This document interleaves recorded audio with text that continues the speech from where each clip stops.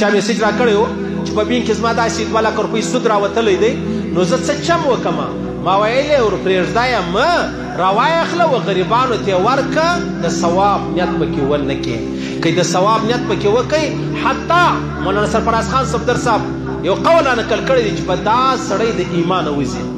یو سړی چاته شراب د ثواب په نیت ورکړي یو سړی بیا د بیما بولې د ثواب په نیت وکړي چې بسم الله ورباندې ووایي یو سړی راولاړ شي وینه چې د هغه حرامه ده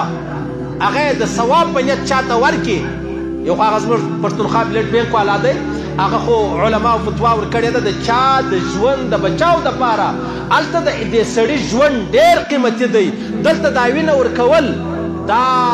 ګناه خو ده خو چونکې هلته په دا یوه کوچنۍ ګناه باندې د چا ژوند بچاویږي بیا پروا نه لري بیا یې ورکولی سي لیکن عام طور که سړی راولاړ سو پر حرامو